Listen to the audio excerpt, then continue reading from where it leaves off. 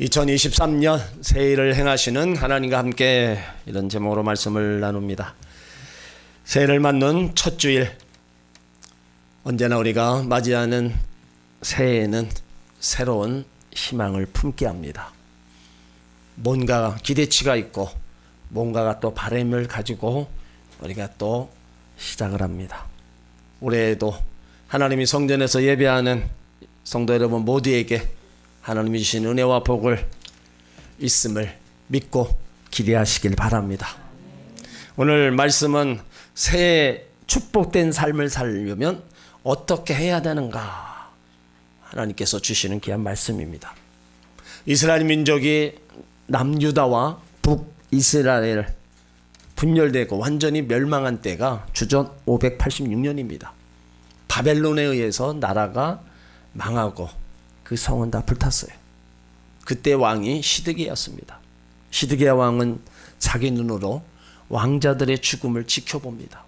자신도 두 눈을 뽑힌 채 포로로 잡혀가요. 유다의 귀족들, 지도자들도 포로로 잡혀가고, 그러므로 인해서 나라가 완전히 망해버립니다. 나라가 망한 시점부터 그들은 다시 예루살렘의 성을 재건할 꿈을 가졌지만 그날은 쉽게 다가오지가 않았어요. 열심히 기도하고 부르짖어 보았지만 하나님은 이루어 주시지 않았습니다. 시간이 지연되고 기다리는 시간이 길어졌어요. 70년의 시간이 포로로 있었습니다. 그러다 보니까 낙심하고 절망할 수밖에 없었어요.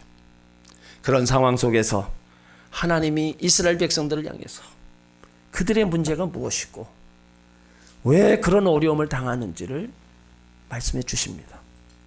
그러면서 하나님이 그들 가운데 어떻게 행하실 것을 오늘 친히 말씀해 주시는 거예요. 먼저 하나님이 우리를 만드신 목적이 무엇인가를 먼저 알라는 겁니다. 오늘 21절을 보면 이 백성은 내가 나를 위하여 지었나니 나의 찬송을 부르게 하려 함이니라. 하나님은 이스라엘 백성들에게 향하신 그 목적이 무엇인지를 말씀해 주시는 거예요. 이 백성, 하나님의 백성은 내가 나를 위해 지었다. 왜요? 나의 찬송을 부르게 하게 지었다. 하나님께서 저와 여러분을 지으시고 예수 그리스도의 피로 구속하여 주시고 하나님 백성 삼아 주신 것은 하나님의 영광을 위한 말씀이라는 겁니다. 저와 여러분, 우리의 인생이 아닙니다. 우리 것이 아니라 하나님의 것이라는 거예요. 여기 나의 찬송은요, 하나님께 드리는 모든 경건의 행위입니다. 그래서 우리 몸 자체가 하나님의 영광을 돌리라는 거예요. 고린도전서 6장 19절에 너희 몸은 너희가 하나님께로 받은 바 너희 가운데 계신 성령의 전인 줄 알지 못하느냐. 너희는 너희 것이 아니라 값으로 산 것이 되었으니 그런즉 너희 몸으로 하나님께 영광을 돌리라. 하나님이 우리 안에 성령으로 계셔서 예수 그리스도의 피값으로 우리를 사셨어요. 그러니까 너희 몸은 내 거, 하나님 거라는 거예요. 그러니까 그 몸을 가지고 하나님께 영광을 돌리라는 거예요. 고린도전서 10장 31절에도 그런즉 너희가 먹든지 마시든지 무엇을 하든지 다 하나님 영광을 위해 하라. 하나님의 영광을 위해서 우리가 해야 될 일이 뭡니까? 하나님 먼저예요. 하나님 중심의 삶입니다. 하나님께 예배드리고 기도하고 말씀 안에서 살아가는 겁니다. 우리 가운데 주신 영혼 구원하고요, 우리 교회 주신 사명, 건축하는 일, 선교하는 일, 예수사랑 실천하는 일, 이것이 다 하나님께 영광 돌리는 겁니다. 하나님 영광을 돌리며 살아갈 때 하나님은 때를 따라 풍성한 은혜와 형통의 복을 더하여 주시는 거예요. 오늘 이스라엘 백성들에게 그걸 지적하는 겁니다. 그러면서 너희가 영광 돌리지는 삶을 살지 않았다는 거예요. 하나님이 그들의 그 잘못된 것을 다 지적합니다. 여러분 21절로 24절을 한번 보시고요. 다 같이 있습니다. 그러나 야곱아 나는 너를 부르지 아니하였고 이스라엘아 너는 나를 괴롭게 하였으며 내 번제의 양을 내게로 가져오지 아니하였고 내 제물로 나를 공경하지 아니하였느니라. 나는 예물로 인하여 너를 수고롭게 아니하고 유향으로 인하여 너를 괴롭게 아니하였거늘 너는 나를 위하여 돈으로 향품을 사지 아니하며 희생의 기름으로 나를 흡족해 아니하고 내 죄짐으로 나를 수고롭게 하며 내 죄악으로 나를 괴롭게 하였느니라. 하나님이 지적하시는 게 뭡니까? 너희들은 하나님을 부르지도 않았고 하나님을 괴롭게 귀찮게 여겼다는 거예요. 하나님께 예배를 소홀히 할 뿐만 아니라 하나님께 드리는 것을 아까워했다는 겁니다. 다른데 돈 쓸 때는 물쓰듯 쓰면서 하나님을 위하여 향품을 사거나 제물을 사거나 희생의 기름을 드리는 예는 손이 벌벌벌 떨었다는 거예요. 그뿐만 아니라 우상을 섬기고 범죄함으로 날마다 하나님을 괴롭혔다는 겁니다. 하나님의 뜻과 정반대되는 삶을 살았다고 책망하고 있습니다. 그러한 잘못 때문에 하나님의 징계가 임하고 이스라엘 멸망으로 이어진 겁니다. 괜히 하나님이 그들에게 고통을 주고 포로로 끌려가게 만든 게 아니에요. 하나님이 베풀어 주신 은혜, 그 목적대로 살지 않으니까 하나님이 그들을 징계하시고 그들을 책망하시는 겁니다. 그런데 이것이요, 오늘날 우리들의 모습임을 알 수 있다는 겁니다. 오늘날 우리의 예배 어떤 예배입니까? 하나님께 예배하는 소홀히 한 채 우리는 다른 일에 몰두하고 살아갑니다.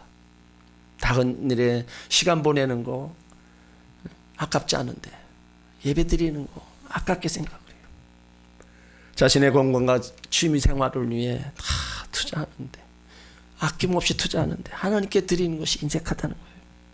하나님께 드려야 될 시간과 물질, 하나님께 드려야 될 마음과 정성을 다른 데로 돌리고 떳떳하게 당연한 듯 살아간다는 거예요. 하나님께 범죄함으로 하나님을 괴롭히는 삶을 사는 경우가 얼마나 많은지 모릅니다. 그렇게 하고도 하나님께 나와 복을 구한다면 여기 이스라엘 백성의 모습과 다를 바가 없다는 겁니다. 예수님은 마태복음 5장에서 너희는 세상의 소금이니 만일 소금이 맛을 잃으면 밖에 버려 사람에게 밟힌다 그랬어요.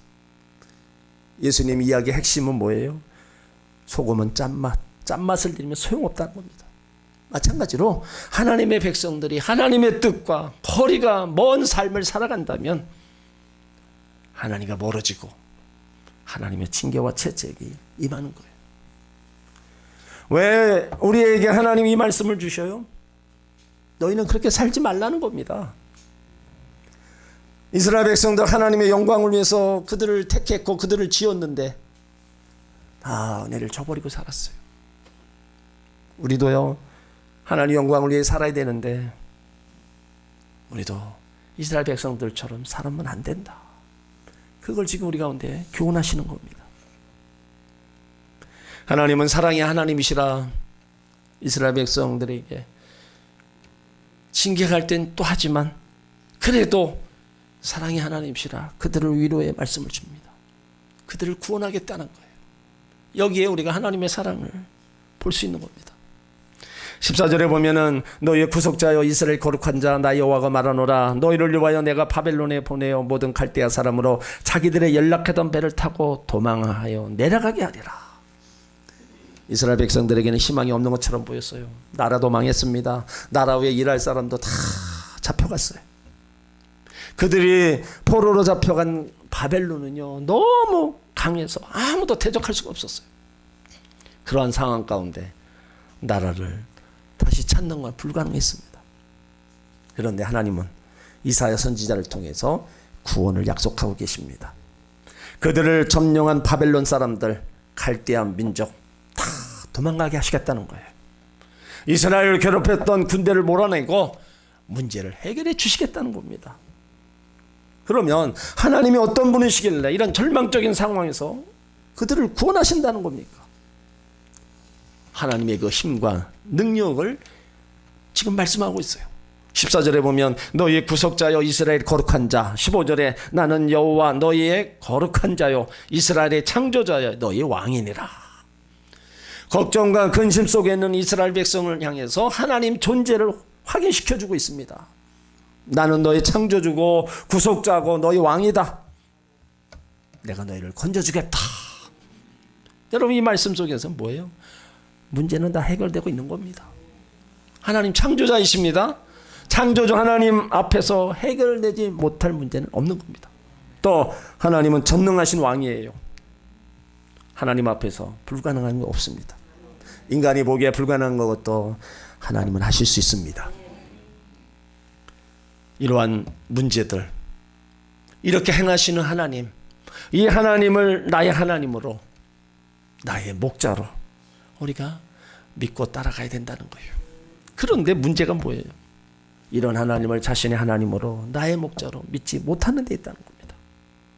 다시 말하면 절망은 환경의 문제가 아니라 믿음의 문제라는 거예요. 여러분 성경에서 그렇게 믿음 강조하고 주의 종들의 믿음 강조하는 이유가 뭡니까? 구원받은 믿음에 머물러 있지 말라는 거예요. 구원받은 믿음에서 하나님 기쁘시게 하는 믿음으로, 하나님의 역사를 이루는 믿음으로, 더 중요한 거는 마지막 때 예수님이 찾으시는 믿음의 소유자가 되라는 겁니다. 그 믿음이 우리 가운데 있을 때 우리는 어려움을 만나면 그 환경을 바라보지 않고 환경을 초월하시는 하나님을 바라볼 수 있는 겁니다. 오늘 하나님은 이스라엘 하나님뿐이 아닙니다. 나의 하나님이십니다. 나의 창조주시고요, 나의 구속자이시고 나의 왕이십니다.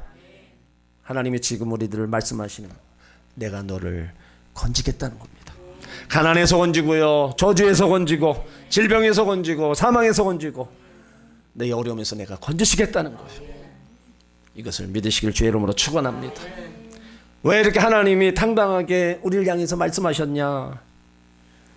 이스라엘 백성들을 과거에도 지켜주시고 인도해 주셨다는 거예요.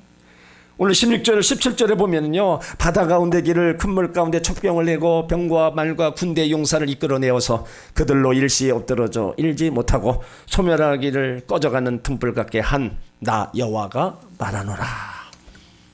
하나님이 과거의 일을 말씀하시는 이유가 애굽에서 너희를 구원한 여호와가 이제 바벨론으로부터 너희를 구원하시겠다는 말씀입니다. 그러니까 이스라엘 백성들은요, 많은 기적을 체험하고 살아왔어요.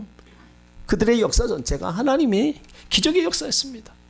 출애굽 역사도 그랬고요, 가나안 정복도 그랬고, 사사시대도 그렇고, 왕정시대도 그랬습니다.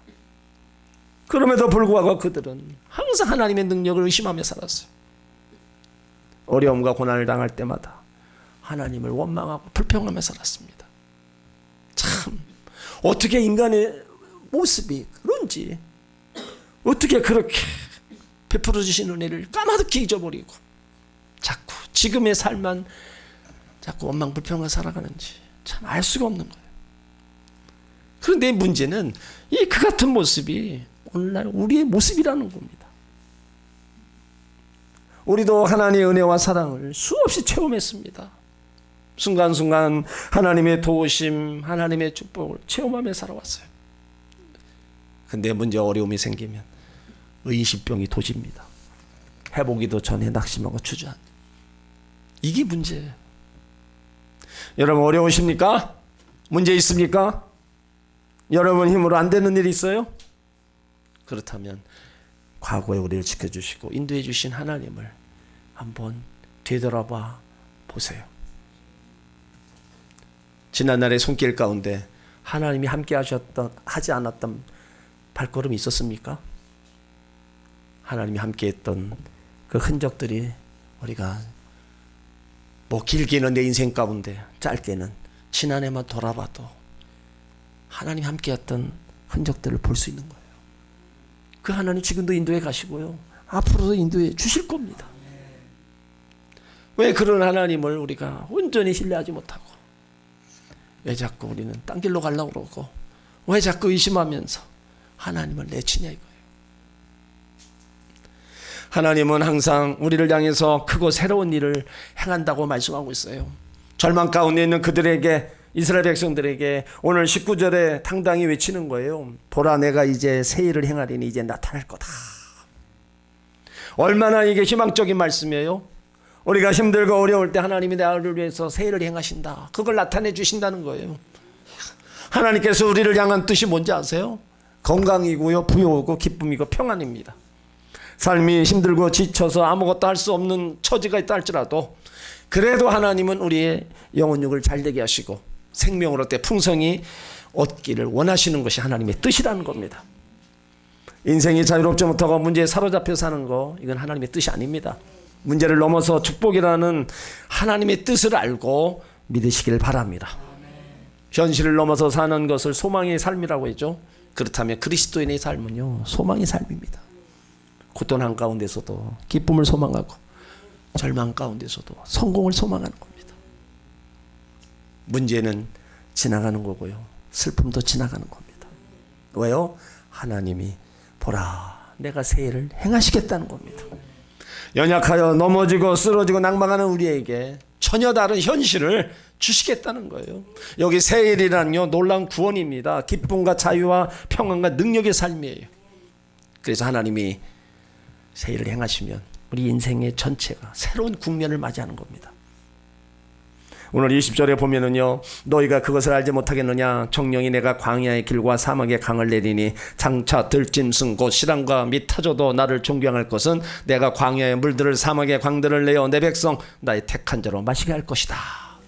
광야의 길을 내고 사막의 강을 내고 택한 자로 마시게 한다. 바벨론에서 이스라엘 백성들이 본국으로 돌아올 때 안전하고 편하게 올 수 있도록 인도해 주신다는 겁니다. 이스라엘에게 평화가 보장되는 새로운 세계를 하나님이 꼭 시행하시겠다는 거예요. 이 약속은요, 예수님을 이 땅에 보내셔서 택한 백성들의 죄악을 구원해 주시고 구원받은 성도들에게 성령의 생수를 공급하시면서 천국까지 무사히 인도하실 것에 대한 예언이기도 합니다. 이스라엘 백성들만 그렇게 인도하는 게 아니라 이 땅을 살아가는 저와 여러분도 천국까지 이렇게 인도해 가시겠다는 거예요. 여기서 새 일, 예전에 행하신 것보다 더 큰 능력, 더 큰 기적을 의미하는 겁니다.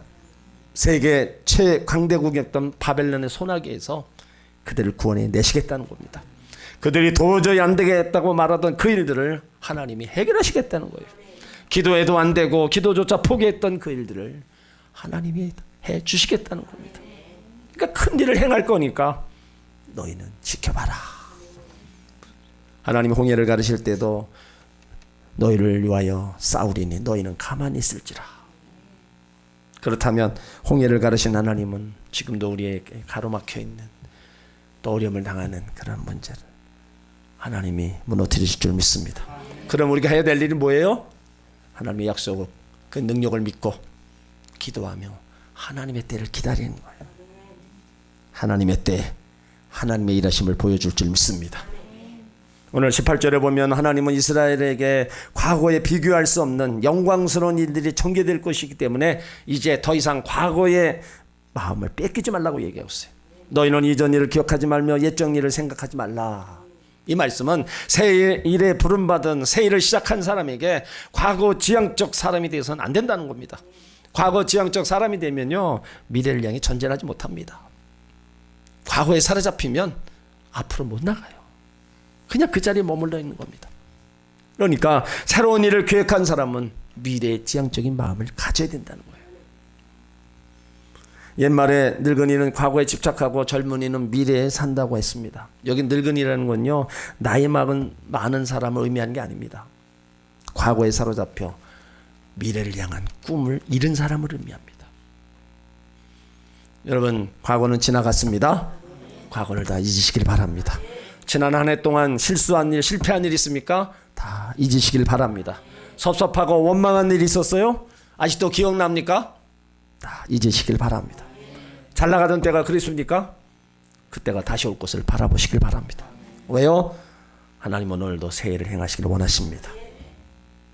이제 우리가 하나님이 함께하는 그 일 속에 하나님이 새 날을 열어가실 것을 우리는 기대해야 되는 거예요. 여러분의 가정에, 여러분의 자녀와 또 여러분의 하는 일에 새 일을 행하실 것을 기대하시길 바랍니다. 우리 나라와 우리 교회에 행하실 새 일을 행하실 것을 기대하시길 바랍니다. 하나님은 기적을 이루시는 분입니다. 인간의 상식으로 가능성이 없는 일을 계획하시고 그 일을 이루어 가시는 겁니다. 이제 그 새 일을 이루실 그 하나님 앞에 우리가 해야 할 일이 있어요. 그냥 이루어 가시는 게 아닙니다. 우리가 결단하고 결심하고 해야 될 일, 바로 우리의 마음가짐입니다. 우리 옛것을 버리는 결단이 있어야 돼. 에베소 4장 22절에 너희는 유혹의 욕심을 따라 썩어져가는 구습을 쫓는 옛사람을 벗어버리고 오직 심령으로 새롭게 되어 하나님을 따라 의와 진리의 거룩함으로 지으심을 받은 새 사람을 입으라.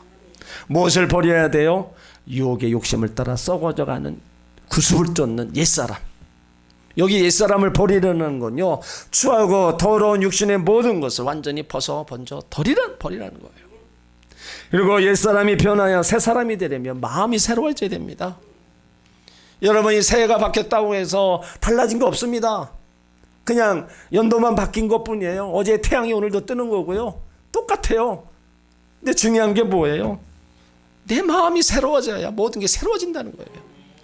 아무리 일출 가서 해 뜨는 것을 보고 다짐을 해도요, 마음이 부패하고 마음이 변화되지 않으면요, 아무 문제는 일어나지 않는 겁니다. 마음이 사람의 행동을 지배하는 겁니다. 그래서 어떤 마음을 가졌냐에 따라서 그 행동이 달라지는 거예요. 악하고 추하고 더러운 마음, 우리는 말씀과 성령으로 새롭게 만들어야 돼요. 날마다 새로워서 날마다 성숙되어서 변화되어 갈 때 우리의 삶이 달라지는 겁니다. 또 옛사람을 버리라는 거, 욕심을 버리라는 거예요. 죄는 욕심에서 옵니다. 육체적인 욕심, 이기적인 욕심, 세상적인 욕심. 이제는 세상적 욕심을 버리고 영적 거룩한 욕심을 위해서 달려가야 돼요. 또 우리는 옛 습관을 버려야 된다는 거예요. 예수 믿으면서도 아직도 이 세상에 즐기던 것들 버리지 못한 사람이 있어요. 잘못 말하는 습관, 잘못 행하는 습관, 죄악으로 가는 습관 다 버려야 돼요. 여러분, 우리는 예수 믿고 구원받은 새로운 피조물, 하나님의 자녀들이에요. 그렇기 때문에 유혹의 욕심을 따라 썩어져가는 구습을 쫓는 옛사람을 버려야 된다. 오직 심령으로 새롭게 하나님의 의와 거룩함을 쫓아 새 사람으로 나갈 때 하나님은 새해를 이루어 가시는 겁니다. 또 새해 소원을 가지고 우리 믿음의 입을 넓게 열어야 됩니다. 시편 81편 10절에 나는 너를 애굽 땅에서 인도해낸 여호와 내 하나님이니 내 입을 넓게 열라 내가 채우리라. 누가 채웁니까? 채우시는 분은 하나님이세요. 응답하시는 분은 하나님이십니다. 그러므로 내가 소원의 기도를 가지고 하나님 앞에 기도해야 되는 거예요. 빌립보서 2장 13절에도 너희 안에 행하신 이는 하나님이시니 자기의 기쁘신 뜻을 위하여 너희로 소원을 두고 행하게 하신다. 우리 안에 행하시는 분은 하나님, 나의 소원을 이루어주신 분도 하나님. 그 하나님 앞에 우리가 입을 넓게 열고 기도하면 하나님이 또 크고 비밀한 역사를 이루어 주신다는 겁니다. 그리고 우리는요, 하나님의 영광을 위해 살겠노라고 결단하고 다짐하시길 바랍니다. 우리가 2023년 성전에서 희망을 품고 우리가 출발하고 있지만 여러분, 나라와 개인의 삶에 어떤 일이 일어날지 모릅니다. 우리나라 작년 상황을 보면 대내적으로 참 불안했잖아요. 북한의 탄도미사일을 36번 쐈습니다. 근데 미사일이 67발을 쏘아 올렸어요. 오늘 새벽에도 쐈어요. 7차 핵실험이 바짝 다가섭니다. 글로벌 경제 위기, 해일이 밀어닥쳐 모든 사람들이 고단한 삶으로 살아가고 있어요. 주식시장과 집값이 추락하고 무역 적자가 사상 최대로 불어났어요. 국민 절반이 코로나에 걸렸고 고통에서도 헤어나지 못하고 아직도 마스크를 벗지 못하고 있어요.